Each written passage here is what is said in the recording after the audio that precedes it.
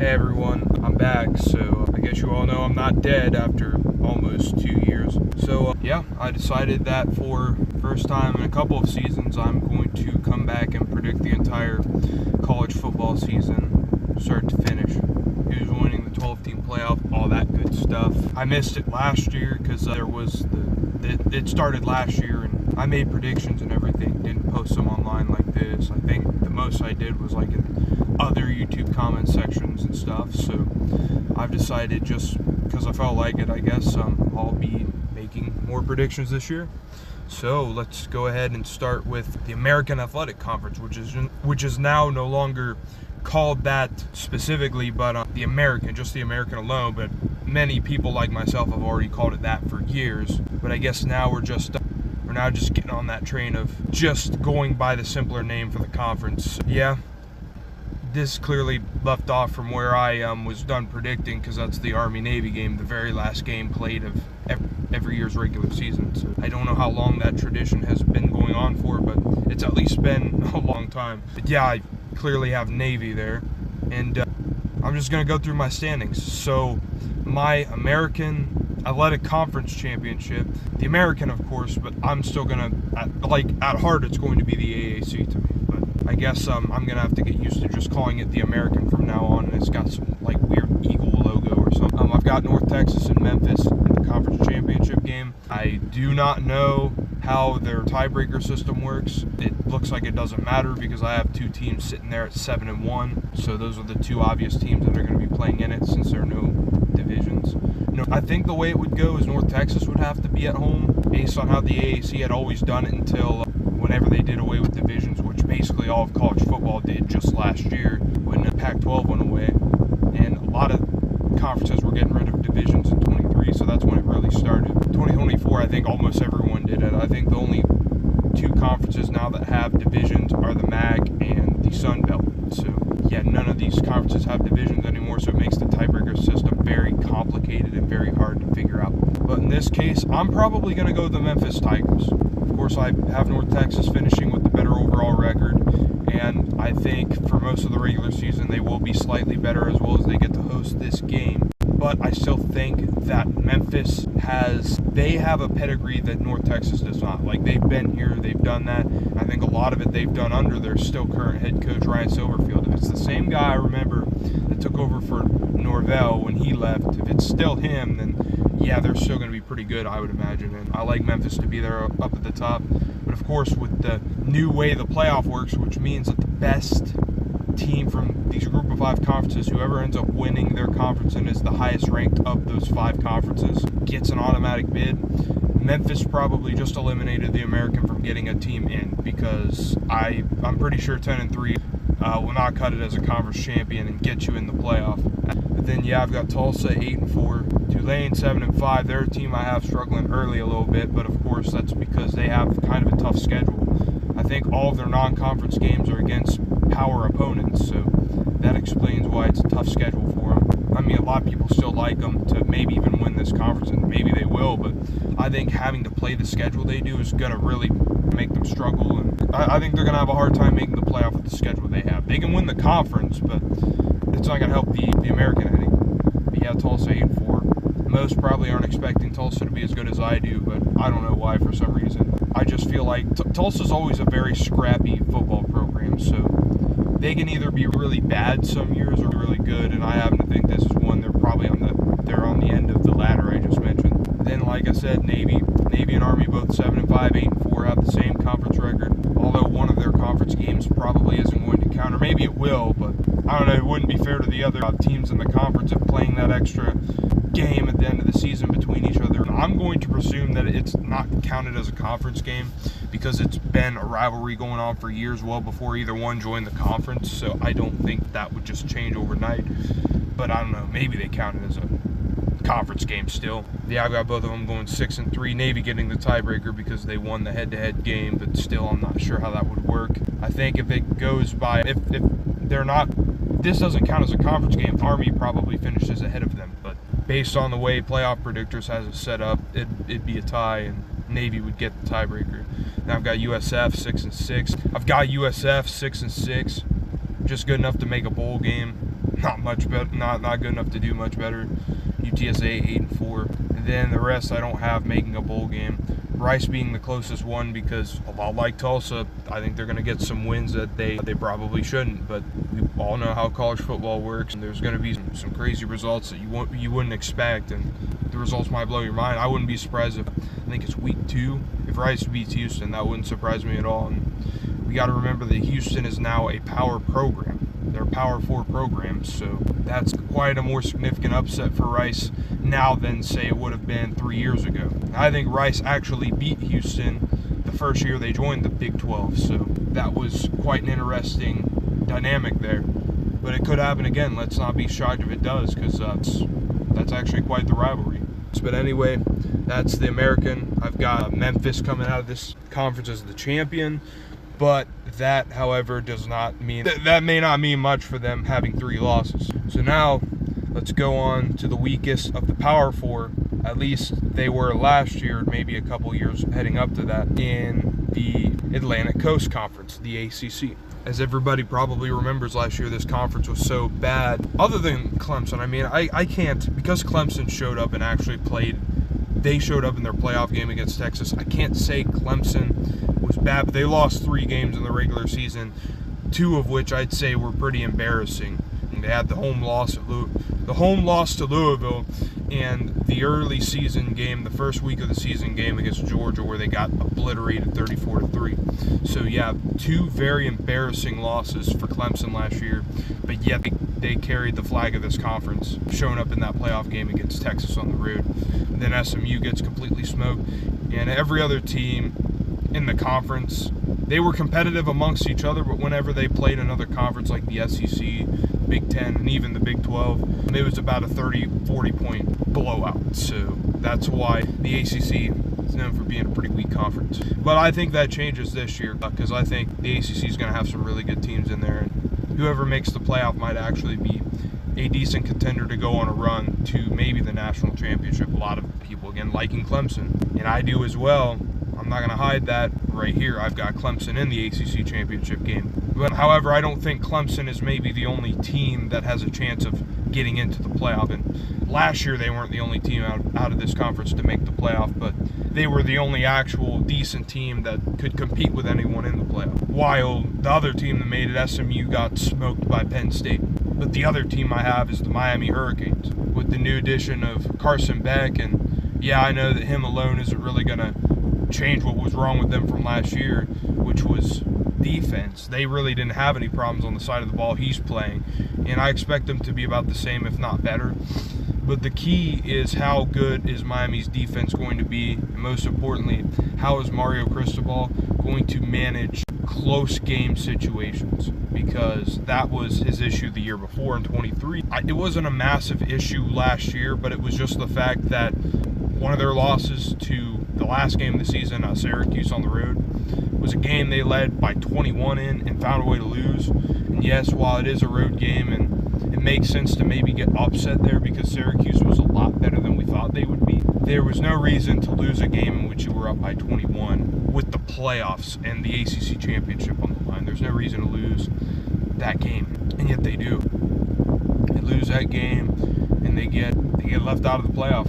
They were probably the next best team to make it in if there was any room for them. But again, the biggest problem with Miami getting left out, and it made sense, is because they lost that last game. And unfortunately, apart from their other loss, of course, to, what was it, Georgia Tech, also not a great loss. Hey, you have 2 losses that on paper don't look all that great, but you don't really have a key win. That absolutely hurts you when you're Miami and you only go 10-2, but I think they actually find a way to double down and fix what happened last year, and not only find a way to lose 1 less game, but I think they get to the ACC championship. Unfortunately, I don't have them winning that game for their sake and for Mario Cristobal's sake, but I do believe that having this record and the resume they will after this season, because their schedule is a bit harder, they will be in the playoff at 11-2. Then your next teams up in the standings, I've got Virginia Tech 7-5, Louisville 9-3, Pittsburgh 8-4, California 8-4, Georgia Tech 7-5, North Carolina 8-4, That's a team that I don't understand a lot of hype behind, because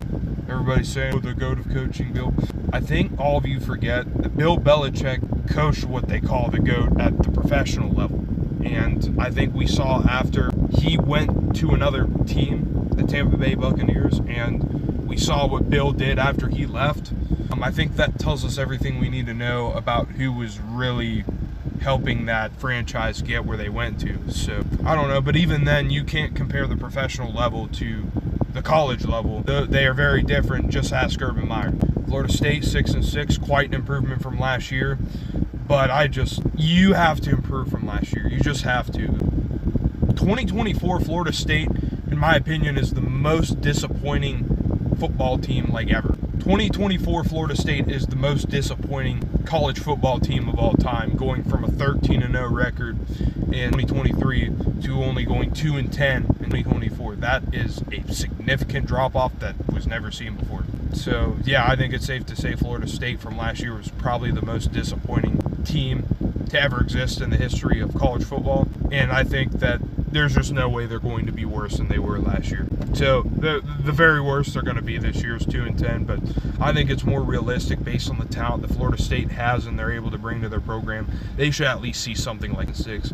And I've also got NC State, Duke, SMU all going 6-6 too, and that might be the most disappointing team of this season is the SMU Mustangs, because I was bought into them last year. I was thinking they were an 8-9 win team, and they completely blew me away and went 11-1, lost in the ACC championship game, and snuck in the playoff as the 11 seed. But I just don't see them replicating what happened last year. I don't. Now, they could be better than what I'm thinking here, but I'm still not seeing a 10 or 11 type win season for them. And then these are the weaker teams in your conference. I mean, Wake Forest will still make a bowl game, but that's about what their standard was even when Dave Clawson was still there, which I didn't even know he left last year until sometime this offseason. I'm like, he wasn't. That's just how off the ledge Wake Forest fell. Like, nobody even really knows who they are so much that for someone like me didn't even know Dave Clawson wasn't the head coach anymore. But yeah, Syracuse, pretty big drop-off. Doesn't have Kyle McCord anymore, nor a lot of players on that team. So there's going to be a significant drop-off there for Syracuse. But yeah, I've got Miami and Clemson in the ACC championship game, but that's going to be really, really close and competitive. I've got Clemson by probably like a touchdown. Virginia Tech and Louisville, probably the dark horse teams. Virginia Tech, based on how I have them doing overall, will have no prayer at making the playoff, but they absolutely have the potential to maybe just make the ACC championship game, because one of the teams I have them beating is a team I have making the ACC title game. Miami, that's the only loss I have them with this year. It was 7-5 Virginia Tech, which is going to hurt their resume for the playoff, but they're still going to make it because they only have 2 losses, and it was in the conference championship to a team that's going to be in the playoff themselves and represent the playoff for the ACC, or represent the ACC in the playoff. Next up, we have the Big Ten, which this conference has harvested the national champions of the last 2 seasons in 2023 Michigan Wolverines and 2024 Ohio State Buckeyes. Yeah, I know I keep scrolling through like whatever specific week I got pulled up here. What is it? Yeah, the week 14 games. All right, so here are my standings for the Big Ten. But what's weird about the Big Ten for some reason is that there's only 1 team highlighted instead of 2 when the other 2 conferences had that already. It pretty much signifies that it thinks Ohio State's going to be the only team that wins the Big Ten and represents the Big Ten, but we all know that in today's world of college football, that's not how that works. Now, for most of it, no, conference championship games were not actually played. They were only won outright in a very similar fashion as what Playoff Predictors is trying to portray here. But since probably about 2005, most conferences have been trying to adopt a game to either give themselves a better chance of making the national championship or when it expanded the 4 and 12 team playoffs. So based on what you see here, the Big Ten championship game is going to be Ohio State Penn State. And the unironic thing about this is that I had them playing in the regular season already, with Ohio State winning that matchup at home in Columbus. Probably a close 1-possession game like it's been the last 2 years, but still it's going to be a close competitive game, and I think the Big Ten championship game is going to be very similar to that. But I know lots of people are on the Penn State bandwagon, and it's going to sound like I am too by saying this, I see Penn State likely winning this one because I don't think Penn State will lose twice, and that's something we haven't seen the sample size that James Franklin could show us that, he could maybe beat them once if he played them twice. Like, every single time James Franklin has lost to Ohio State, he would only play them that one time, but it is different with the potential that they might play twice. And in the case that they play twice, I'm going to go with Penn State the second time, and I'll have them represent the Big Ten in the playoff and be one of the top 4 seeds in all likelihood. We got to remember that the top 4 bids don't just go to champions now, but they can go to anybody based on their overall body of work, as the committee would have said. So yeah, unfortunately the committee can still decide who's going to get there. I think the reality is still most of the time conference champions, like the winners of the Big Ten and the SEC and maybe someone out of the Big 12 or ACC, is going to occupy at least 3 of the 4 spots, just because they probably had to already have a really good record and halfway decent resume just to get to that point. So I'm already thinking 3 of the 4 teams are probably going to be conference champions. Then you've got Oregon at 3rd here, 10-2, Illinois 10-2, USC 9-3, Michigan 9-3, Washington 9-3, Nebraska 9-3. So basically you're looking at this whole top half of the Big Ten being somewhat interesting. I mean, if you think of it from a resume type perspective here, top half of the Big Ten is probably all bubble teams based on that logic. Now, I don't think that's how that's going to play out, like where everyone's going to be included. Like, I'm sure that Michigan, Washington, and Nebraska here, more closer to the bottom, are going to get beat out by teams like USC and Illinois that actually have head-to-head wins against some of these teams. So yeah, I don't think some of these teams are going to be included in that discussion, but some of them are, just because I think in today's world of college football, 9-3 probably, depending on your resume, can get you in the discussion. But if you have a weak schedule and you go 9-3, you're not going to be included in that. You're going to have to play in like the Citrus Bowl or something, or the Camping World Bowl, the Pop-Tarts Bowl, whatever it be. But I know that pretty much starting last year, all of those bowl games became completely meaningless because all of the prestigious ones are now tied to the playoff. So it ain't worth my time to watch any of them. Yeah, I've got Iowa 8-4, Indiana 8-4, Minnesota 6-6, Michigan State 6-6, Northwestern 5-7, and then everyone from there on out with a losing record. Also, I don't know what's with UCLA people thinking that they're all of a sudden going to be great because they got Nico, what's his name? I'm not even going to pronounce his last name. I would try to pronounce it for a joke, but I'm not going to for the sake of making a serious prediction video. That guy is terrible. He's not going to elevate UCLA any unless they already brought in a lot of talent that they didn't have last year. So I don't see where all these people like in UCLA are coming from. Now, maybe they might win a few more games than what we might expect them to, but this team is not even going to come close to sniffing the Big Ten championship or even doing something like going 9-3. UCLA might go like 6-6. I'm going to be completely honest. Yeah, they might just barely make a bowl game at best. Moving on to the Big 12, we've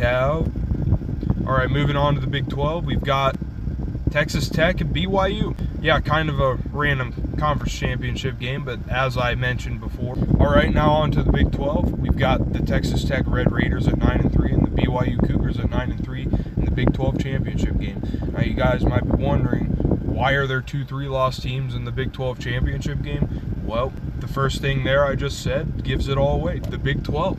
This is a conference that's going to absolutely beat up on each other, and just like last year, it's probably going to be the funnest conference in all of the sport to watch, just because you don't know who's going to win each game on a week-to-week basis. Like, you could see maybe a 2 or 3 win team out of this conference one week beat a conference contender, and then it throws you off because, like, I think the parity is once again just going to be pretty insane for this conference.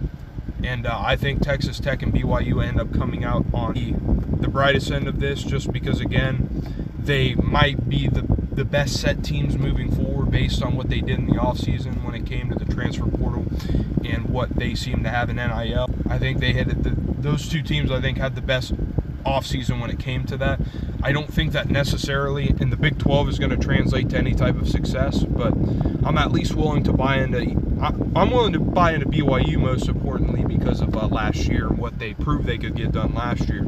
I think they won 9 or 10 games last year, so I don't really see them, despite losing their quarterback to the transfer portal. I forget where Jake Ritzloff went. I think it's Tulane, but I don't see BYU really even regressing all that much, and I think it really doubles down on my point I made about Nico going to UCLA. If your team was already garbage before you got there that you're not going to, and you're somebody like him, you may be a big name for whatever reason, but you aren't very good, you're not going to change that program. It's kind of the opposite situation with BYU. Losing that one guy, I don't think is going to make a massive difference in them being able to get back to this point. They didn't make the Big 12 championship last year, but that wasn't so much because BYU didn't have the talent to make it. Obviously, they were right there with a couple of other teams like Colorado, Iowa State, Arizona State. The reason they get left out is because of tiebreaker scenarios, and last year in the Big 12 it was pretty interesting. I think there were like 6 to 8 teams still left alive by the final week of last season, heading into that final week. So like most of those games meant a lot because we're now in an era of college football where a 3-loss team out of one of these conferences probably will make the playoff. But like I made the example of, if Virginia Tech were to win the ACC and go 8-5, they're not making the playoff because the rule states it's the best 5 conference champions of the. My bad. I mean, they tie hand in hand, best and highest ranked, but specifically as the criteria from the committee states, they have to be one of the top 5 ranked conference champions to get an automatic bid into the playoff. And I assume the Big 12 most years is going to be one of those conferences because they're going to be the highest ranked. I mean, a power conference team is always going to be valued over a group of 5 teams. So I imagine in the scenario in which either Texas Tech or BYU win, they're in the playoff. And my prediction is that it's going to be Texas Tech, not because of a lot of the bias that you see for them heading in, just because of the money that they have for NIL and the transfers and stuff. And yes, it's going to play a big factor into why they're successful in the Big 12, but they were already pretty good last year before all that happened. Yeah, I think it's going to make them slightly better, but the thing to remember is just that it's Texas Tech from the Big 12 versus Texas A&M or Texas from the SEC. Those teams are going to recruit way better, and I think it's possible a team like Texas Tech has a worse record than. My bad, I have that flip-flop. I think it's possible that a team, and very much a rival to Texas Tech, like Texas A&M, that might go 8-4, is going to be better than a team like Texas Tech that might go 10-2. I have them 9-3, but 10-2 and maybe even 11-1 is a possibility for this Red Raiders team.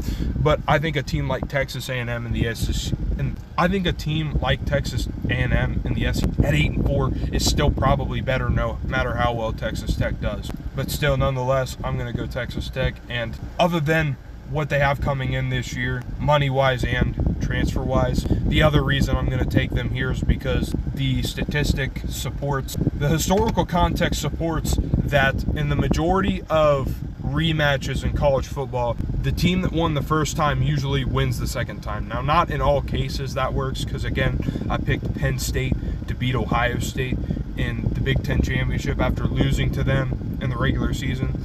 But I think this works a little bit differently because I guess based on what both teams have coming in and how they will have done by the end of the regular season, it's going to be kind of hard to differentiate which one is like objectively better.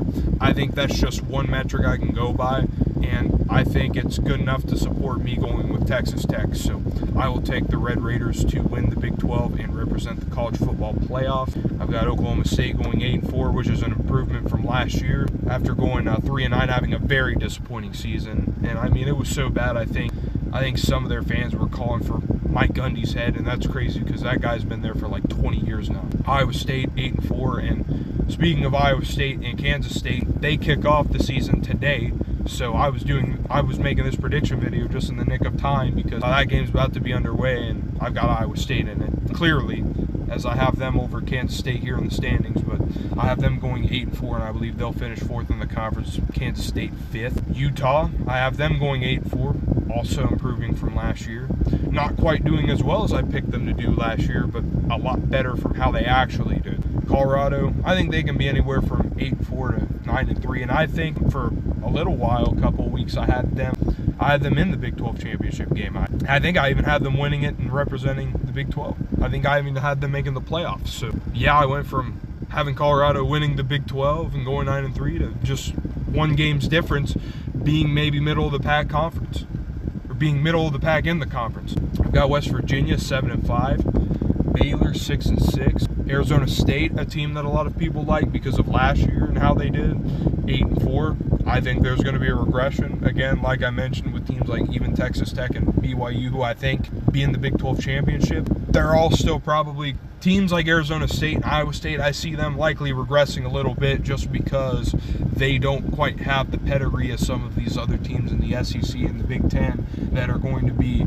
perennial contenders every single year. They're not going to miss the playoff anymore because it's a 12-team system. It takes 3 losses to miss out. Alabama figured that out last year. And even then, I think there's an argument that a 3-loss team can get in certain scenarios, like that they go into the conference championship at 10-2 and they lose a 3rd game. But in this case, I have Arizona State losing 4 and not even sniffing the Big 12 championship, so they're out of that. But yeah, I guess that was just my point I was making on that. I'm not going to buy into a team just being good again the next year because they had a really good season the year before. We all know that that's not how college football normally works, and especially in the Big 12, a conference as inconsistent as the Big 12, you usually will not see that.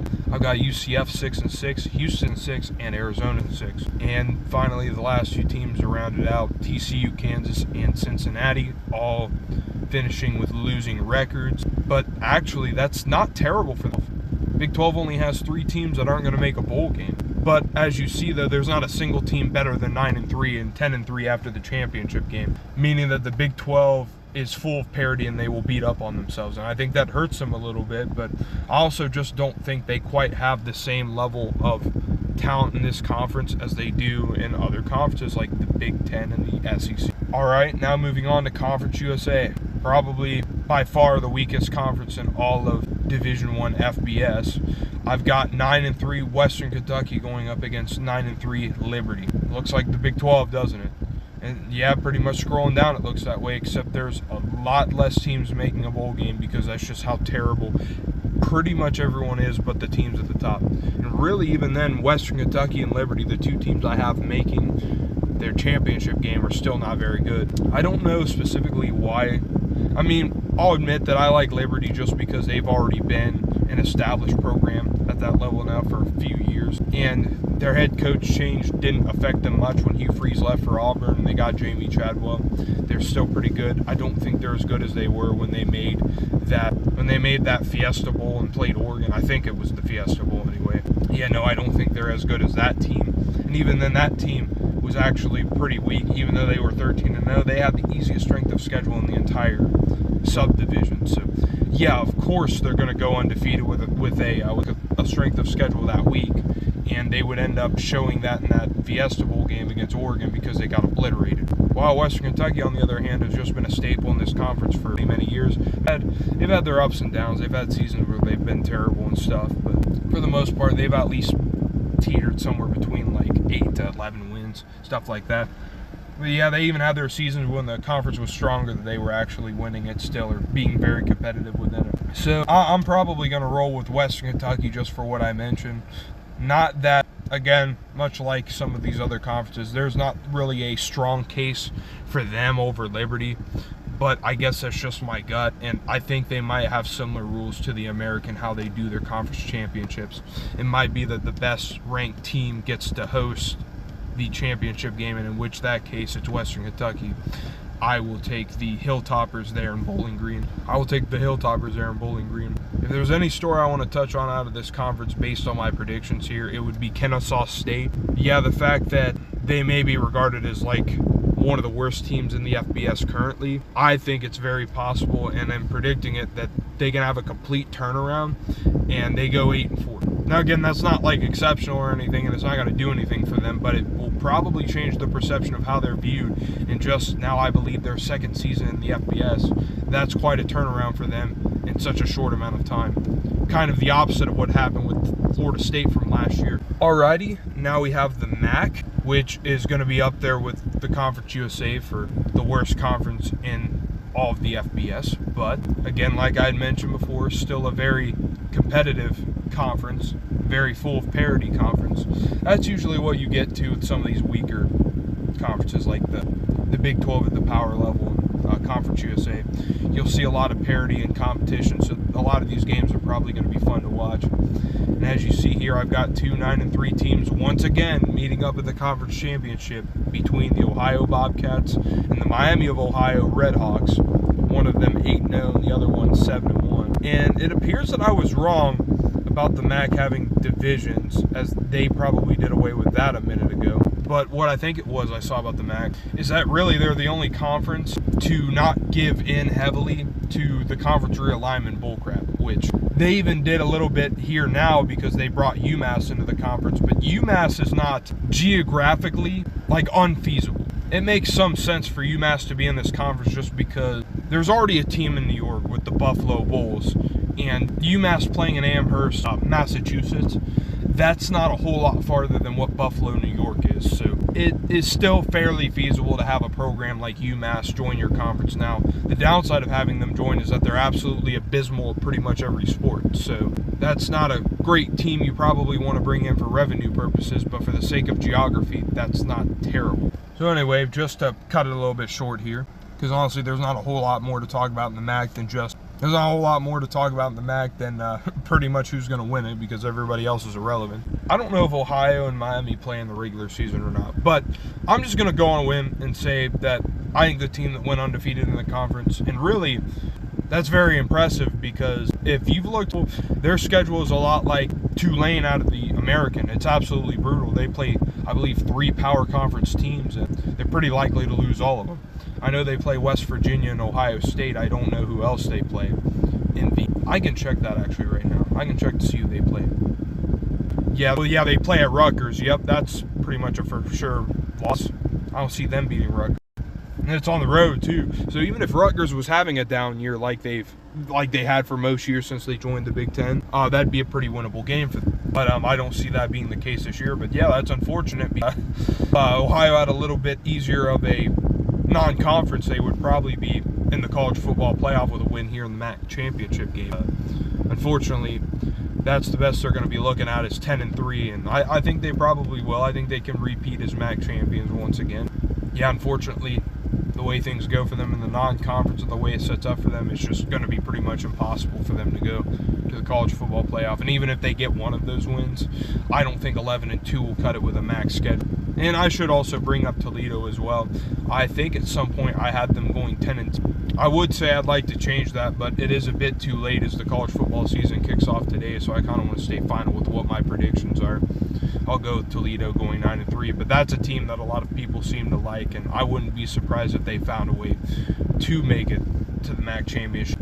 Potentially maybe win it and go to the college football playoff, but again, like I said, out of this conference, you at minimum probably have to win this conference and go 12. You at minimum probably have to go 12-1 just to do that. And I'm even thinking the schedule for the MAC, or I'm thinking most of the schedules in the MAC are probably way too weak for that to even work. So you're probably looking at more like 13-0 or 12-0 if you're like 2017 UCF and had a game canceled over a hurricane. All right, now we've got the Mountain West, in which I have a little bit surprising of a matchup here. One of the teams is expected to get back here, but probably not the other one I have.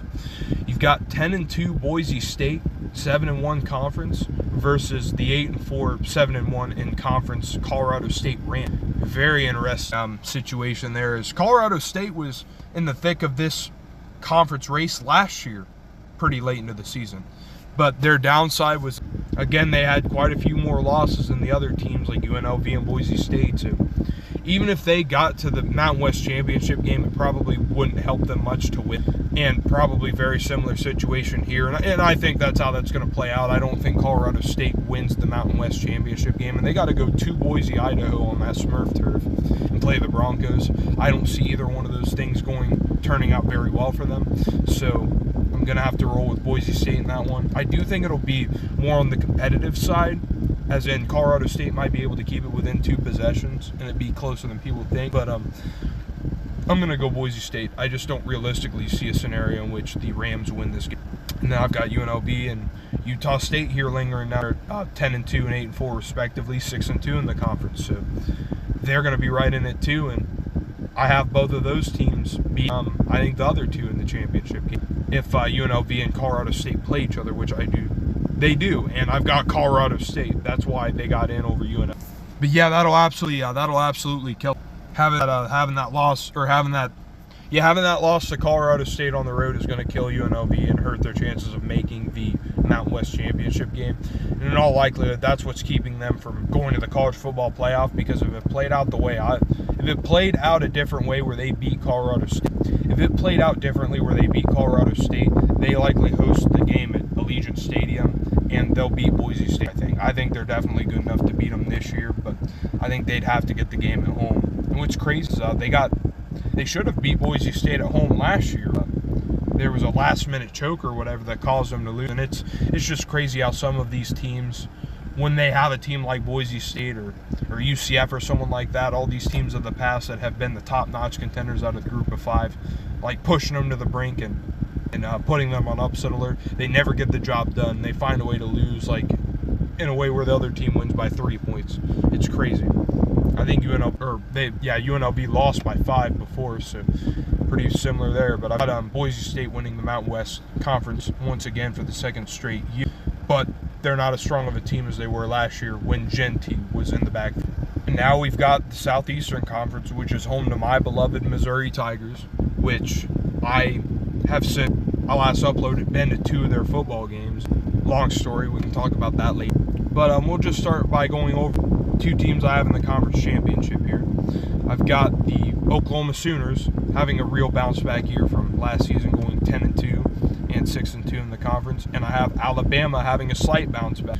Not like it's a massive difference from last year. They were probably good enough to go 10-2 last year, but lost some silly games. But they will be this year, and I have them going 6-2 in the conference. But then I have 2 other teams going 10-2 and having that same conference record.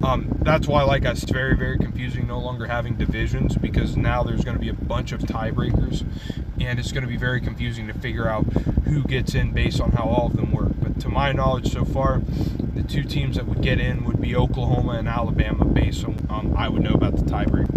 And Alabama and Oklahoma play each other in the regular season. I've got Alabama winning that game as it's in Tuscaloosa. And I think this game is no different. And I actually think Alabama might win bigger this time, just to kind of assume their dominance over the rest of the teams in that conference, even though I still don't think there's a super dominant, head above shoulders type team in the SEC. Like, there's no specific team that's a whole lot better than the other, at least in terms of the teams at the top, like the top 5 or 6. I do think Alabama is going to prove to be the best overall, and they will win this conference once again to prove that they still haven't completely fallen off and become the Vanderbilt or the Kentucky or the Mississippi State of this conference simply because Nick Saban is no longer. But then, as I said, though, you've got some teams right there behind them that are still pretty good and are probably just as worthy of making the conference championship. And Florida, I have them taking an even bigger step this year, going 9-3. I already saw that they're 15th in the AP poll, so clearly I'm not the only one that's somewhat high on them. 9-3 is probably good enough to get them 15th by the end of the regular season, so they finish with this record that's pretty accurate. For me, it's just that I think if DJ Lagway can stay healthy, I think that Florida has done enough in the offseason in which they can be solid. They're not going to be an SEC juggernaut or anything, but they're just going to be an interesting team in this conference because, again, with the schedule they have, if they can go 9-3, they had an extremely good year, and it's worthy of being talked about. And they will be talked about by the end of the season as a potential team to get into the playoff if they are able to win some of the games on the schedule and finish with a 9-3 record, just because of how impressive that feat would be if it happened. But then, of course, you have Georgia 10-2, and yeah, I think that clearly shows who I have winning that game in the cocktail party too. Yes, I'm going to go with the Florida Gators. I think they're well overdue for it, since that is a pretty intense rivalry game. Sometimes we forget that games like this are rivalries because of how uncompetitive they are, but you have to remember, especially when you get to a point where they're actually both near, like, I know Georgia's still a lot more talented, but when they're both having the same type of success or pretty close to, it's definitely possible a team like Florida that hasn't been dominating this rivalry as of recent can find themselves back in it here this year. They were pretty competitive against Georgia last season, despite not even being close to being on the same talent level. But now since Florida's improved a little bit, and I don't think Georgia, they are either going to plateau or slightly decline. So the way I see it is, if it was close last year, I expect it to be even closer this year. I like the odds for Florida finding a way to get this done. It'll be their signature win of the year to put them in a really good position to be a bubble team for the playoffs. I also have Texas A&M and Ole Miss being somewhat in that situation too. Ole Miss, not so much, just because, I don't know, I feel like they're kind of just there. There's nothing really that impressive about what they've done or what they will have done by this point, where I'm like, ooh, Ole Miss is a team that might crash the playoff. But Texas A&M definitely, because I'm thinking they pull off one of the most ultimate upsets, which is that they beat their rival on the road in the last game of the season. Because Texas right now, I believe most experts preseason pick to win it all. They're the most favored team heading in. So, yeah, Texas A&M to get that done would be pretty impressive. South Carolina, slight regression. I don't think it's a regression, really. I think they're about the same as they were last year, but it's their schedule that's going to make it tough for people to see that they may have even slightly improved, just because there's lots of games on there they won't be able to win. I think they're going to lose 4. Tennessee, I think that's very impressive for all they've lost, 8-4. I was debating having them 9-3 and beating Georgia, but then I thought, Georgia's probably a little bit better, and I think Georgia to me is a lot like Ohio State in the Big Ten. They are what Ohio State in the Big Ten is to the SEC. They're the type of team that even when they have what they would call a down year, they're going to try not to be any worse than 2 losses. So, it's impossible for them to lose a third game, even if they're having that type of down. It's impossible for them. So, I'm thinking Georgia likely does find a way to win one of those games. Early on, I was thinking they would lose, and they'll find a way to go 10-2. They'll miss out on the SEC championship game, but that probably is good enough to get them into the play. Vanderbilt, I have them slightly improving, despite people thinking Vanderbilt's going to be a team the upper half can beat up on. I actually think they're going to improve, because so far they've gained more in the offseason than they've lost, and I don't see them getting any worse for that reason. So I like Vanderbilt to go 8-4 and improve on their record from last year even. And I've got teams. Okay, now I see something weird, because I swear these were not my predictions. Where did I have Arkansas going 6-6? Oh, I see. I made a mistake. I meant for LSU to be 6-6, which would put Arkansas at 5-7, so they don't make a bowl game. As well, I also need to correct something from Missouri, because I've been a very pessimistic fan over the last few months, so I decided to give them a loss to Louisiana. I decided that I was going to give them a loss to Louisiana early on in the preseason, but then I changed my mind and decided they're probably good enough to win that game, putting them at 7-5. But that just goes to show how I think about my own team. As much as I am pulling for 3 straight 10-plus win seasons, which that would be the first time in program history that ever happened, and that would instantly make Eli Drinkwitz the good. I don't realistically see that happening, just because of all the Missouri loss, especially the leadership with Brady Cook. That running back room, which absolutely cooked against South Carolina. I was at that game. I'll eventually have to show you guys that footage at some point.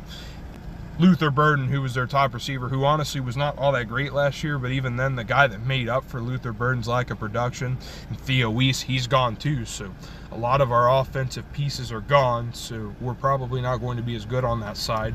But I think the defense is going to improve a little bit. That was a problem we had last year, was the secondary, getting burned on little plays that became big ones. That's how we lost most of the. I think that's pretty much how Missouri lost all three of their games that they lost last year. Getting beat up by not being able to the wide receivers and not being able to get a stop 15, 20 yards out. Once a play like that was made, pretty much a touchdown comes out of it. So yeah, I've got Alabama beating Oklahoma twice, winning the SEC championship. And I'll be quick with the Sun Belt. Let's see. I know that says Texas State there in the West Division. Oh yeah, this is the. I think I mentioned earlier there was the MAC and the Sun Belt, but yeah, I guess the Sun Belt's the only conference that still uses divisions. So yeah, in the West Division, it says Texas State, but it's only going by division record. I think it's supposed to go by conference record, which in that case, if that is true, Troy would represent this division. But if it is divisional record, yeah, Texas State would probably represent this division. Not only because they have the same record, but they beat Troy outright. So, yeah, they beat Troy head-to-head, so they would represent that division, no doubt. And then it'd be the same thing for originally what I predicted of James Madison. But then I went back and changed my mind because I realized that James Madison, since joining this conference, has not lost to Marshall on the road, and they play Marshall on the road. So I trust them enough to get that job done. I guess it was just more of a trap game spot for me that I thought they might lose. But now I think James Madison is probably only going to lose to Louisville on the road because that's a pretty decent Power 5. That's my bad. There's no longer the Pac-12 as we knew it was dead. So now we got to keep calling it the Power 4. Yes, it's coming back next year, but not really. It's just the Pac-12, but my bad. It's the Mountain West with the Pac-12 logo.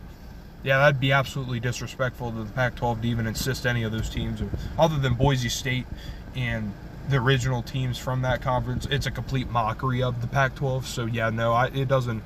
That's totally my bad for even saying. For almost saying it the other way around. No. It's a Mountain West ripoff with a Pac-12 logo on it for the sake of money and advertisements and television contracts. It's absolutely sickening what we've gotten. But yeah, anyway, to get back on track with what I was saying, I've got James Madison finishing the regular season 11-1, representing the Sun Belt East in the conference championship game. And I'm just going to assume they're playing Troy, but if they play Texas State, I don't think it matters. I think they're winning either way, and I think it would also set up where they would be the home team. I will take James Madison in that scenario, and James Madison will be your Group of 5 representative in the college football playoff this season. All right, so finally on to our playoff bracket. I have the Penn State Nittany Lions, 12-1 overall, 9-1 Big Ten, and the Big Ten champions ranked first here. I have Alabama second, 11-2, 7-2 in the SEC, and the SEC champs. I've got Clemson 12-1, 8-1 in the ACC, and the ACC champions. And I have 10-2 at-large Texas as the 4th team and the last team to get a bye there. As I said, roughly about 3 of the 4 teams most of the time are probably going to end up getting these bye week spots because you got to have a pretty good overall record and resume. Yeah, like I was saying before, you probably already have to have a pretty decent resume and record overall to be a top 4 team. So that's why conference champions, I feel most of the time, are already going to take up those spots. I understand why maybe the ACC or Big 12 champs may not because of having a weaker schedule than the other 2 power conferences. But I think in this case, Clemson objectively probably is a top 4 team this year, not only by what their record would say, but what they have overall in their team, their roster, and their depth. So yeah, I think Clemson realistically is probably 3rd or 4th. You can probably flip-flop Texas and Clemson, but I think I think those 2 definitely are both bye week teams. I think there's that argument for Georgia too, but my reasoning for why Texas is going to get in over Georgia is because I have them over Georgia head-to-head going into Athens and winning that game. If you want to make any argument that a team that loses head-to-head should still be over the team that beat them, in this case, you can't really argue that when you get beat on your own home field, kind of like Georgia did at Texas last year and then did in the SEC championship game. But in this case, I have them only playing once, and based on that 1-game sample size, you have to believe Texas is better. And I put Clemson ahead of Texas just because I think that 1.5 game is going to be valued by the committee as well as the conference championship. I think it'll be Clemson 3, Texas 4, and Georgia 5. Georgia also being 10-2, as you guys probably saw when I went over the SEC. Our 6th place team, now this was a little bit tough to do. Really, from 6 to 9 was because the interesting dynamic there is that those 4 teams not all played each other, but out of the 4, all of them had played one another one. And it's because, let me go back to this.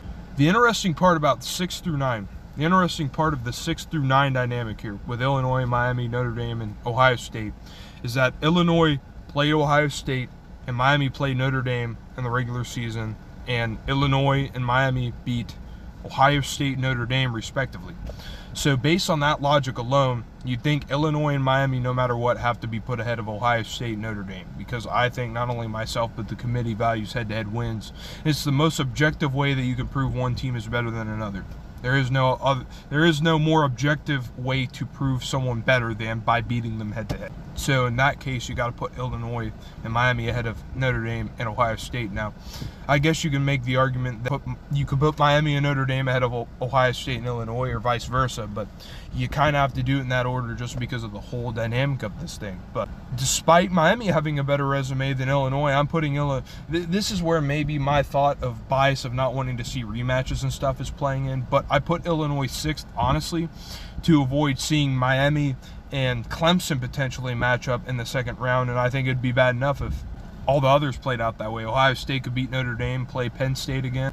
Georgia could beat James Madison and play Texas again. I think we're likely already going to see that, so I think setting up another potential rematch is already a bad idea.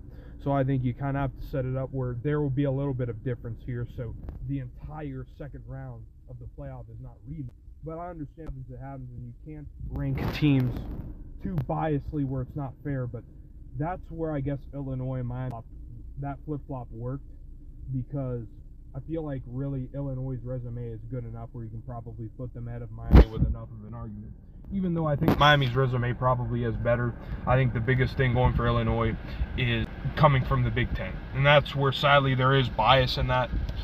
I think we all know that realistically the committee is not against, showing that a little bit with the SEC and the Big Ten. I mean, look what the SEC and the Big Ten are trying to lobby for here, like over this offseason. More the 12 and the 14. Well, we're already out of 12, but the 14 and the 16 team playoff. And I even heard rumors of the Big Ten wanting like a 28-team playoff, trying to make this stuff March Madness. And it's like, now it's all about money. You're not hiding the fact that you're about wanting to make a buck and trying to promote your league to turn this all into the NFL. And I don't like that. I don't know how you guys feel. I hate the idea of them trying to turn college football into the NFL. That's why I don't really watch the NFL now, because I don't like that product. So if you want to turn into the NFL, I would rather watch football on Sunday, because that product is still better as a professional football. That's just the standpoint I'm looking at this from. Not that I like pro football more than I like college, but I'm making the point that if college football turns into professional football, that's a competition it cannot win. The NFL is bar none the best professional football league, at least when we're talking about football from the perspective of it being the American gridiron sport.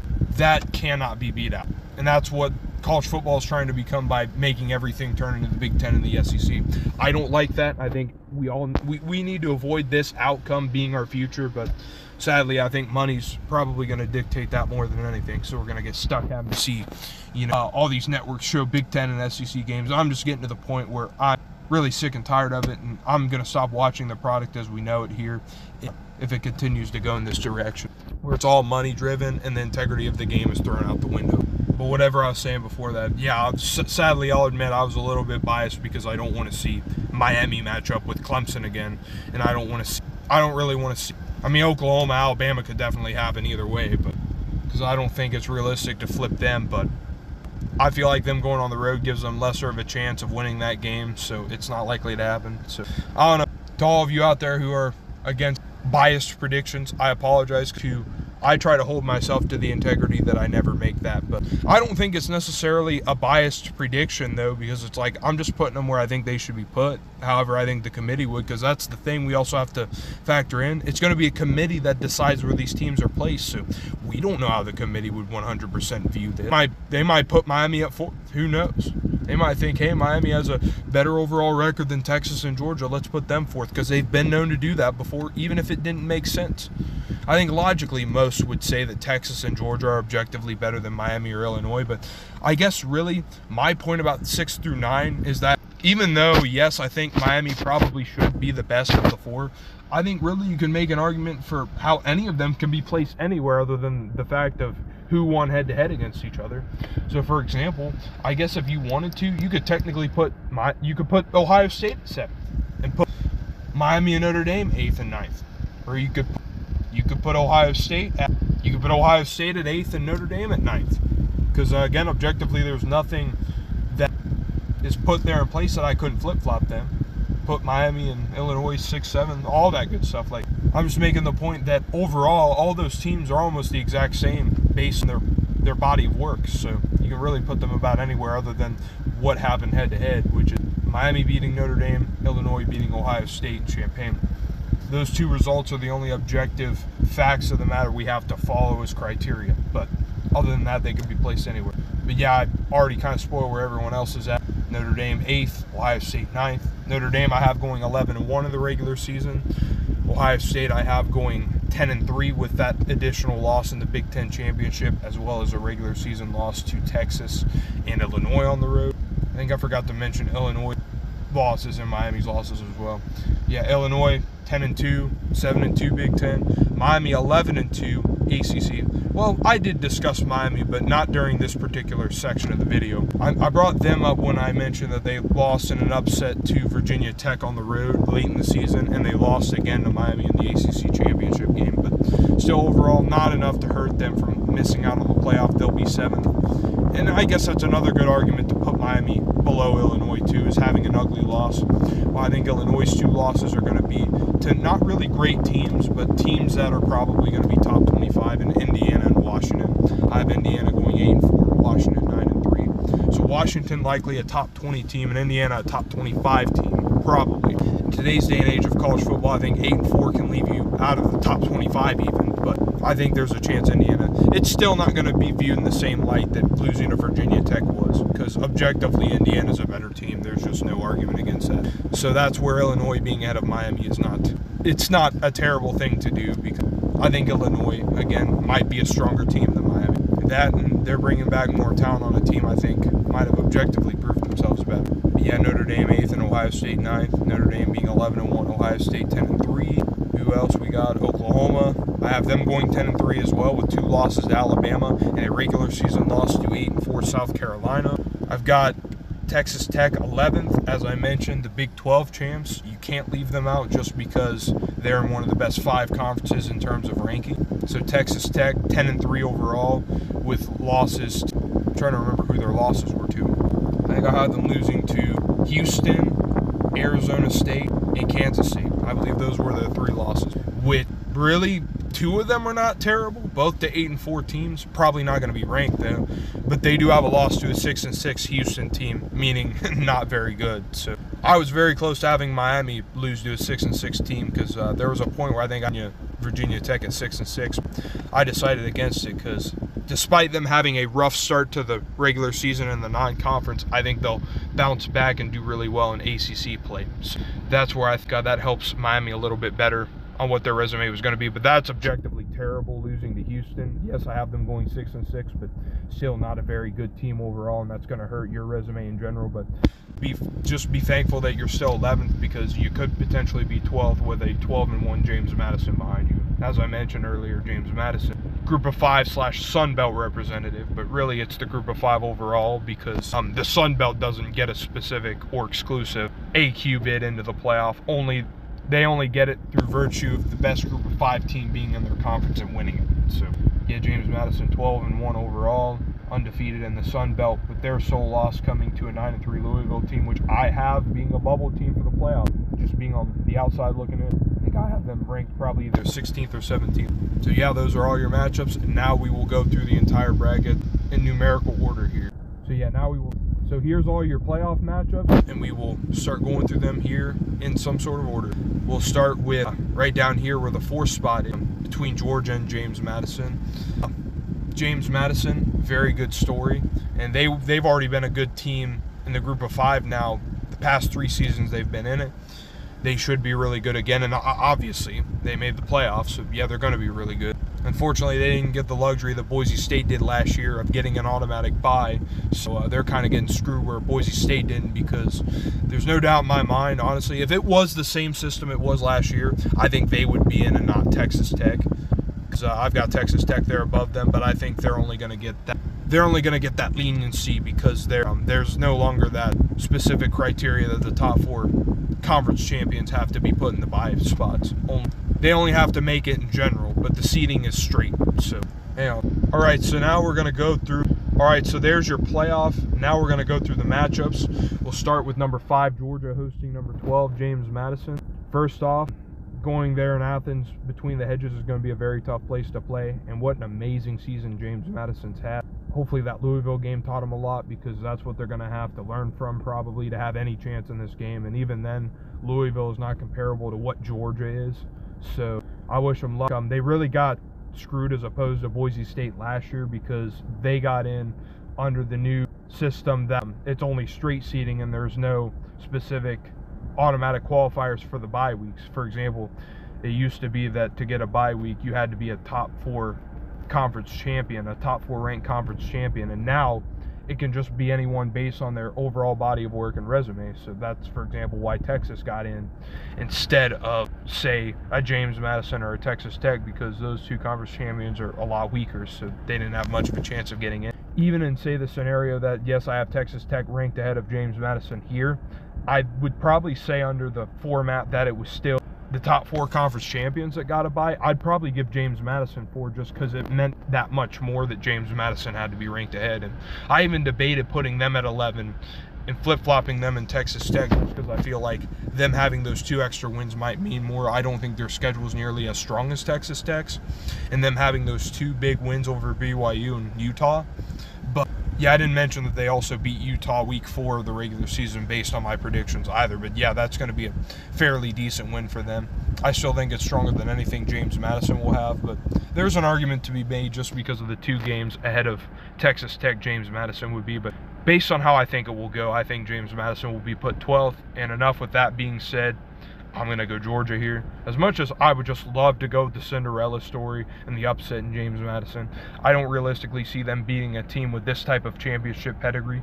Despite not winning for the past 2 years now, they're still a force to be reckoned with, and still a team that should be feared heading into the playoffs. So, yeah, give me Georgia there for sure. And then you've got an interesting one here between Ohio State and Notre Dame, the rematch from last year's national championship game. And Ohio State's now won 3 in a row against these guys. They've won like 7 in a row, I've seen. I think the beginning of this series, Notre Dame won the first 2 games, and Ohio State has won the last 7.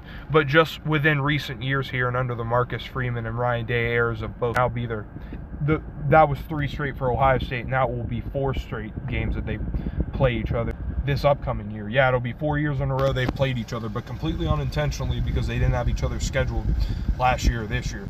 But crazy enough, I mentioned 4 in a row, but yeah, 4-0 technically too, if we just go by the last 4 times. Yeah, I'm going to go with Ohio State to win this. I sort of spoiled my pick there just by talking about the same thing over a couple of times. But yeah, 4 times in a row, 4-0. I've got Ohio State winning this game and winning in South Bend to pull off the first road upset in the 12-team playoff era, as there was not one last year. All of them were absolutely disappointing in blowouts, other than the Clemson-Texas game, as I mentioned earlier. That's where Clemson actually shined more than they did in the regular season. They were the 12th seed and came in and gave Texas all they could handle, but just didn't have enough to win. But yeah, I'll give Ohio State that win nonetheless, because that's what the subject is, not Clemson from last year. But then, speaking of Clemson, though, they're the 3 seed, and they will in the quarterfinal round, on some neutral bowl site, play the winner of Illinois-Texas Tech, which that game will be in Champaign, Illinois. I think you've got a very interesting game here, just because you've got a conference champion going up against probably, in my opinion, a 3rd-place team in the Big Ten. Yeah, I think Oregon might be the more talented team overall, but based on how their season goes, Illinois is probably the 3rd-best team in the conference. And man, this is going to be a good matchup. Really good. I've went back and forth. I think for the most part I've been settled on Illinois. I like what they're returning, and I really like the quarterback coming back. I know they lost a lot too, but I think they've regained enough in important positions and have a good enough schedule in their conference they play in that they will be in a position to make the playoff. And I happen to be really, really high on them from what most would say, because I don't think most taking Illinois to go to the playoff have them as the 6th seed. So yeah, I am pretty high on them, I'd say, based on what the expectation is. Texas Tech can come in here and win. I wouldn't be surprised if that happened. I did my research. This is the first time either team is playing, so it'll be a fresh new start in a series for either one of these teams. And just because I don't feel like there's enough pushing me or pulling me to take Texas Tech, I am going to go with Illinois for that reason. Like I said, not that it's not possible, it can't happen. It certainly can. And I think I'm even going to predict that for a lot of the game, Texas Tech will lead, but I just think the problem is going to be Texas Tech is not good enough on one side of the ball, where Illinois is pretty well-rounded, I feel. They're a better defensive team, but they're solid enough on offense that they're going to really give anyone they play trouble this year. That's not exclusive from Texas Tech whatsoever. So, yeah, I think Illinois takes care of business there. It'll be close, and I think a very entertaining game to watch. Give me the Illinois Fighting Illini there at home. And finally, the last first-round matchup, you've got Oklahoma heading to Coral Gables to play the Miami Hurricanes. I think this also should be another good matchup. You've got John Mateer coming from Washington State to lead Oklahoma as their new quarterback, and that guy is going to ball out this year. That is my prediction for him. I don't think Oklahoma's improvement will be as much of him as a lot are thinking. Yes, I think him coming in and taking over for Jackson Arnold is going to help them a lot. I don't think he's overall going to be the reason they improve. First off, I think we just need to take a second to acknowledge Brent Venable, just his prestige as a coach and how valuable he is to this team. People forget that back in the day when Oklahoma used to be the powerhouse it was in the Big 12, he was there for most years as their defensive coordinator, which he led them to about 3 or 4 different national championships. He was there for a lot of the Bob Stoops era. Brent Venables was there for a lot of the Bob Stoops era when he took all those teams to national championships. And yes, they only won one of them, but he took them to 3 or 4 of them. And that age of college football, that was a very tough thing to do. So we can't just ignore them. He was a big part of that, as well as what he did for the 2 national championships that Dabo Swinney won at Clemson. I mean, Brent Venables was such a good coordinator. This guy probably coached at least 5 different national championship games, but I think it was 6. Because there was 2000 when they beat Florida State, Oklahoma did. There was 2003 when they lost to LSU in the national title game, 21-14. There was 2004 when they got blown out, up in 2022 being the worst national championship game margin there was until TCU lost to Georgia. There was 2008 against Florida where they lost 24-14. And then the 2 national championships with Clemson. So yeah, it was 4 national championships he went to with Oklahoma and 2 with Clemson. So that's 6 overall national championships this guy has been to as a defensive coordinator and won 3 of them. And no, that's my bad. Never mind. No, he's been to way more. He's been to 8 of them. I forgot about the ones that Clemson lost in too. I don't know if he was still the defensive coordinator in 2019, so that's why I'm not really counting that one. But yeah, even though he's got a losing record overall national championship, he's been to a lot of them and coached in a lot of them. This guy has championship pedigree for sure, and I think we all forget that because he's, for the most part, not been a head coach. But I believe in his ability and what he's able to do after all the years he spent under Bob Stoops and Dabo Swinney, probably in the top 10 of greatest head coaches ever, debatably. And yet I go on a tangent about all that, and I'm still going to take Miami. My reasoning for that is just because, again, I feel like this is Miami's opportunity to take a next step up.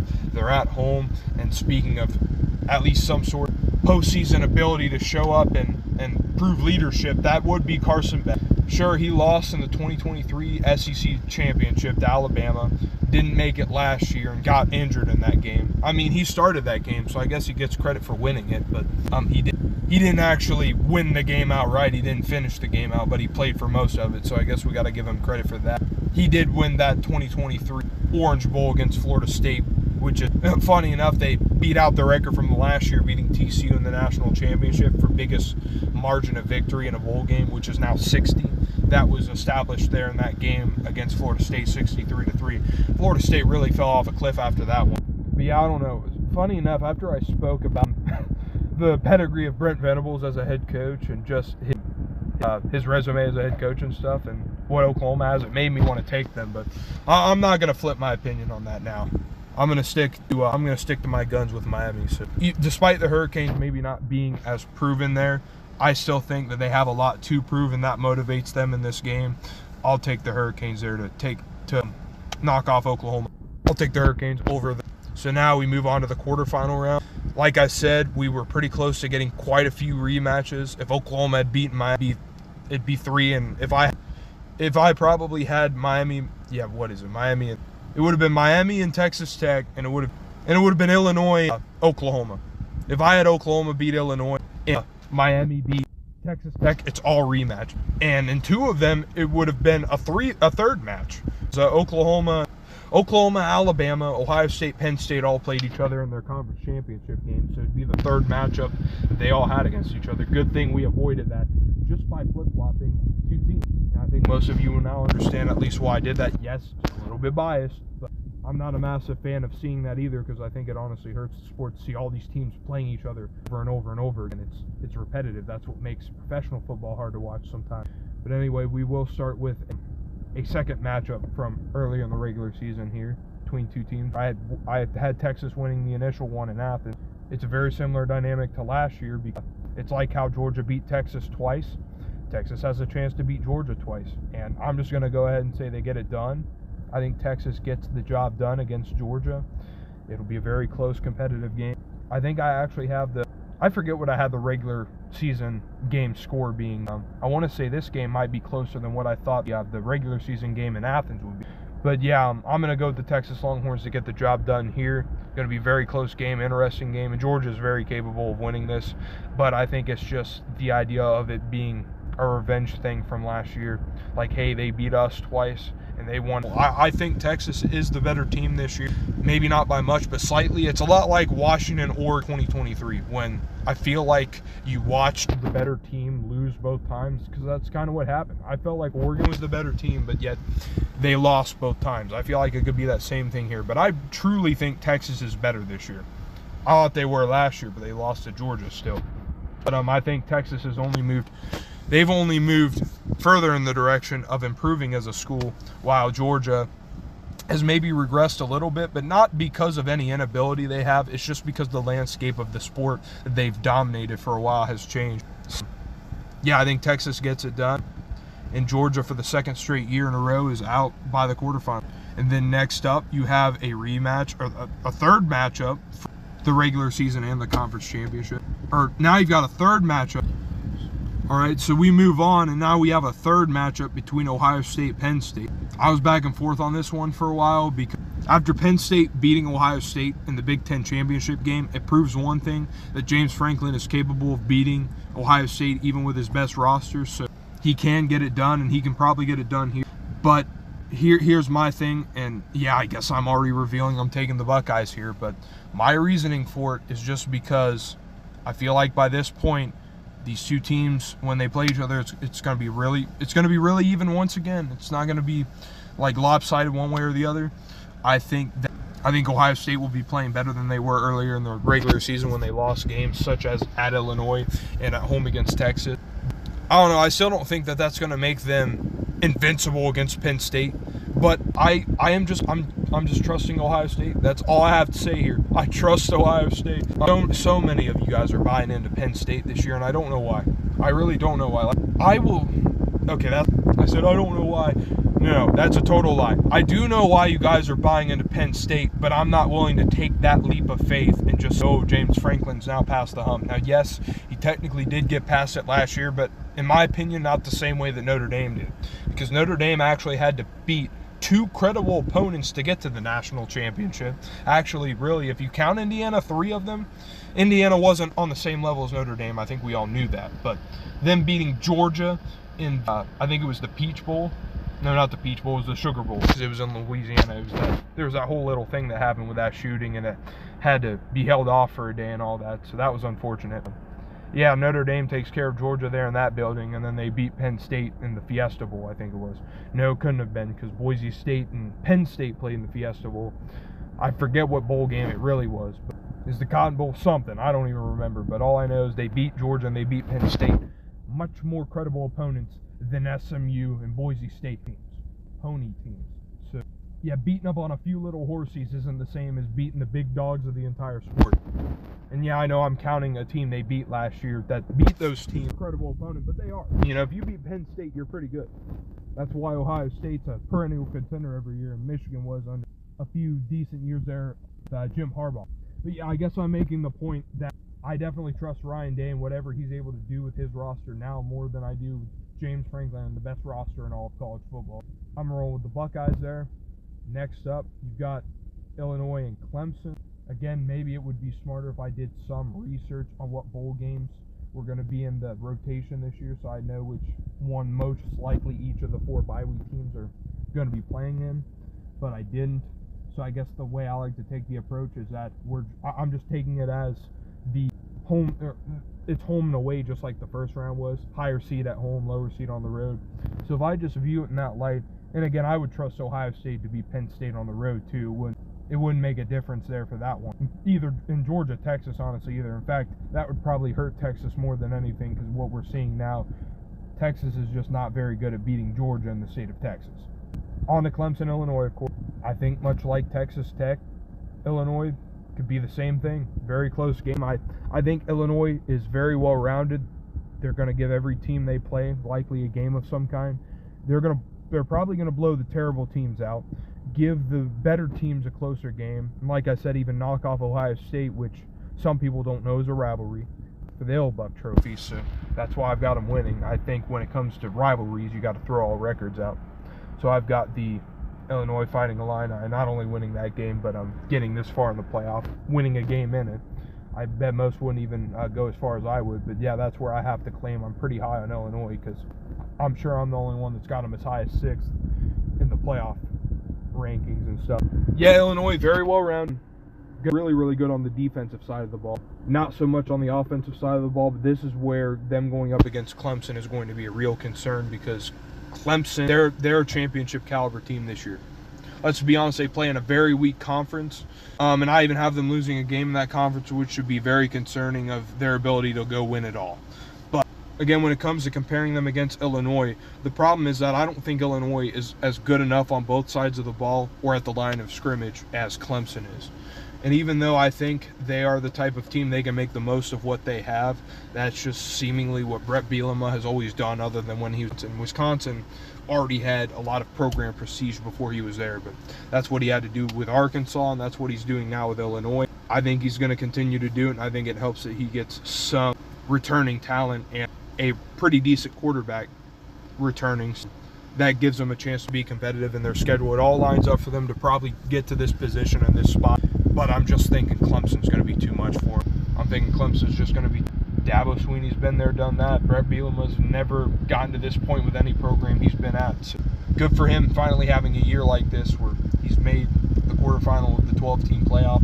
It's just not going to be enough for him to keep that going and become the Cinderella of this year's playoff. It's unfortunately just not going to be enough for him to be the Cinderella this season. And then finally in the quarterfinal, you've got Alabama, Miami.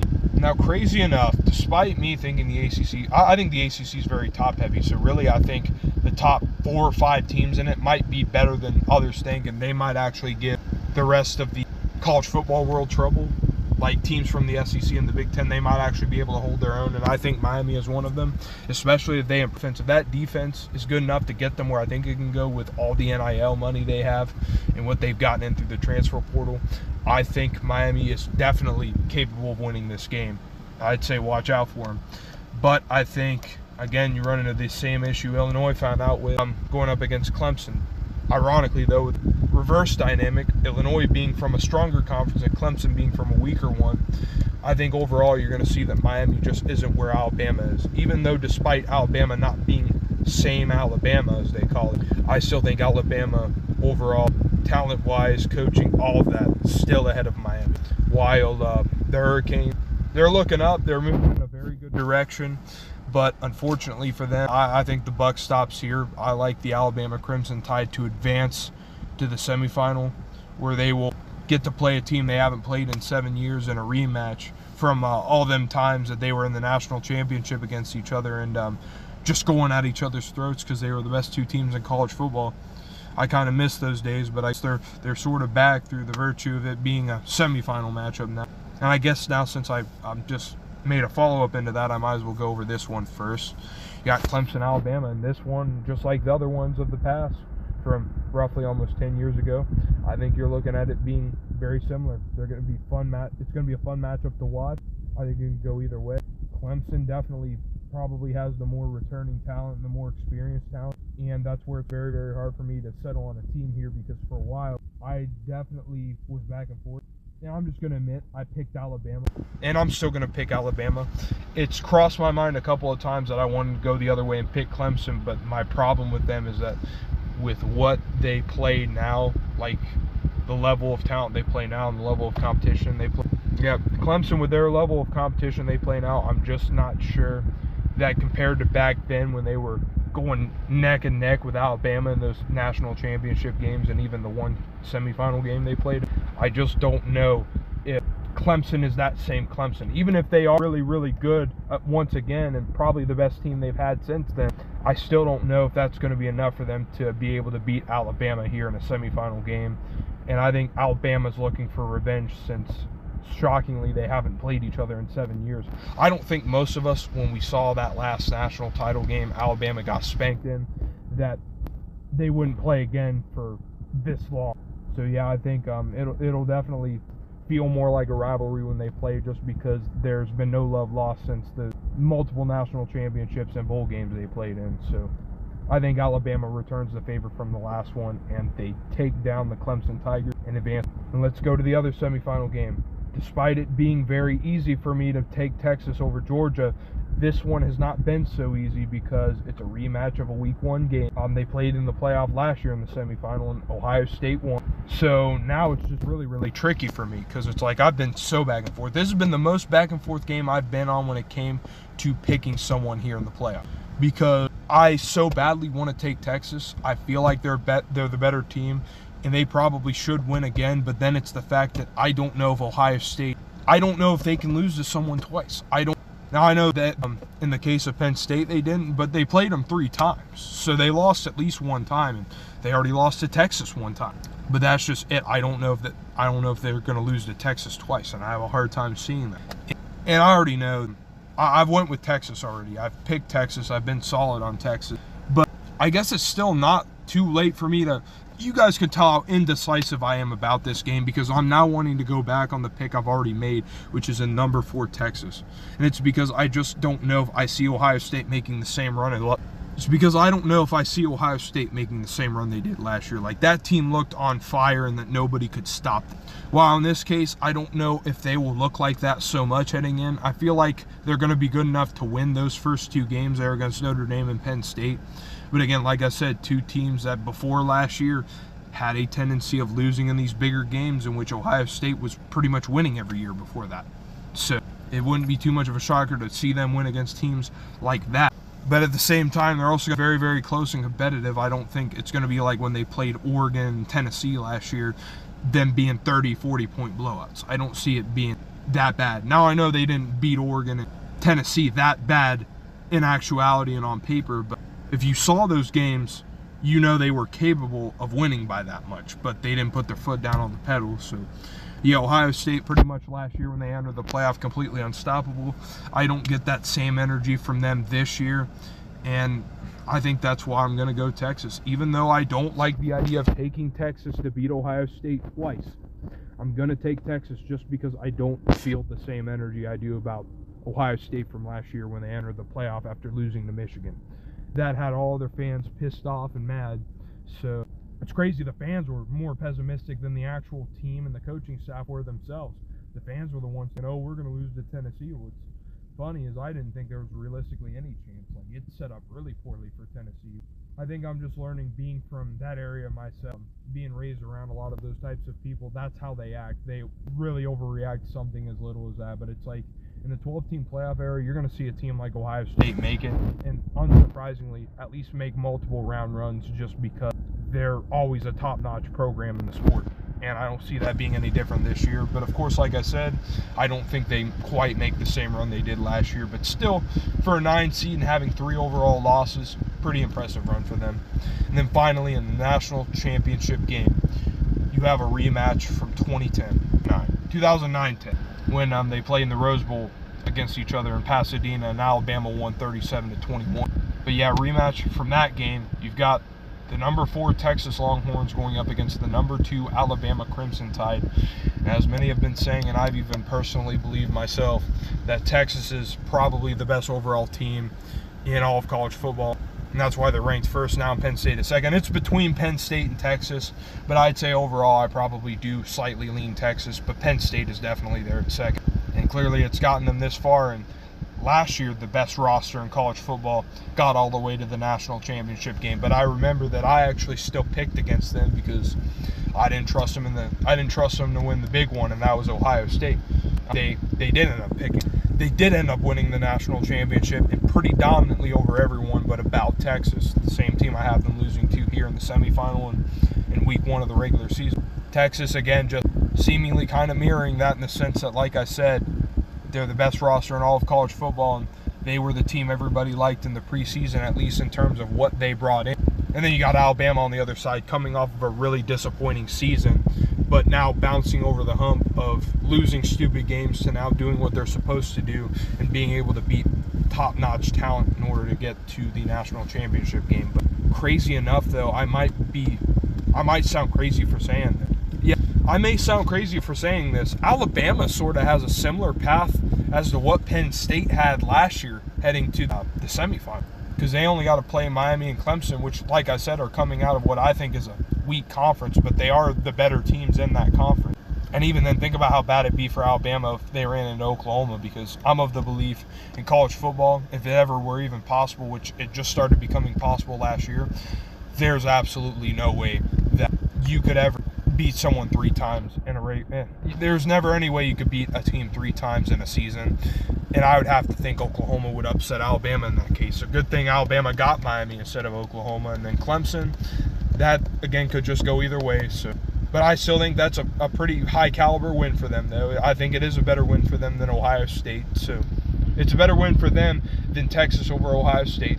I think that we got to give them some love and respect too. But yeah, you think the obvious pick heading in here is like, yep, they've been the best team all year, and they're kind of like Ohio State from last year with the run they're going on. You got to take Texas. Ironically, I'm going to say no. I'm going to take the Alabama Crimson Tide to win it all, despite no longer being same Alabama, as they say. I just happen to think running the gauntlet of the SEC has to make you a contender by that default. Yeah, even though they're playing another SEC foe, didn't make the SEC championship game, but in my opinion, a very honorable third to that. I think Texas could win this too. That wouldn't surprise me either. I'm just going to kind of go against the grain a little bit, and I will take Alabama because I think Texas is a little overliked, and I think Alabama is underliked. You know, it's kind of trying to tie things a little bit closer, like, because this dynamic is it's not really this normal for Texas to be this high up. Like, I think I heard a statistic. Texas had never been preseason ranked number 1 in their entire school's history, and yet they're considered a blue blood. That's absolutely crazy, while Alabama has the most weeks ever at number 1 in the AP poll. So that's a very ironic thing, but yeah, I think it's sort of like an anchor making things go back to normal, you know, bringing everything back down to reality. Alabama usually being the better program, despite in the head-to-head series with Texas being absolutely dominated by them. Alabama is still the better overall program, and I think in a game like this, it will show. Give me the Alabama Crimson Tide to be your 2025-26 national champion.